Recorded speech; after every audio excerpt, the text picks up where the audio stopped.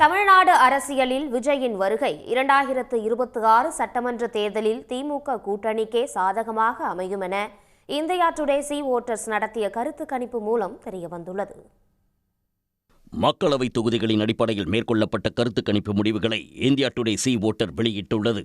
அதன்படி தமிழ்நாட்டில் இன்று தேர்தல் நடைபெற்றால் கூட திமுக கூட்டணியே மாபெரும் வெற்றி பெறும் என அதில் தெரிவிக்கப்பட்டுள்ளது. ஜூலை 1ஆம் தேதி முதல் ஆகஸ்ட் 14ஆம் தேதி வரை மேற்கொள்ளப்பட்ட கருத்து கணிப்பில் ஆட்சிக்கு எதிரான மனநிலையையும் கடந்து தமிழ்நாட்டில் உள்ள 36 மக்களவை தொகுதிகளில் திமுக வெற்றி பெறுவதற்கான சூழல் நிலவுவதாக கருத்து கணிப்பு கூறுகிறது. அதே நேரத்தில் அதிமுக பாஜக கூட்டணி 3 இடங்களில் மட்டுமே வெற்றி வாய்ப்பு உள்ளதாகவும் கூறப்பட்டுள்ளது.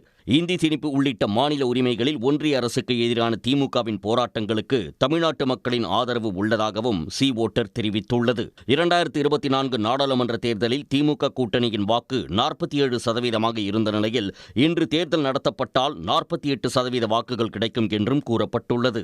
தமிழ்நாட்டு அரசியலில் புதிதாக களத்திற்கு வந்துள்ள விஜய் திமுக கூட்டணிக்கு எதிரான வாக்குகளையே பிரிப்பார் என்றும் அதிமுகவுக்கு அதிக பாதிப்புகளை ஏற்படுத்துவார் என்றும் கருத்து கணிப்பு சுட்டிக்காட்டியுள்ளது.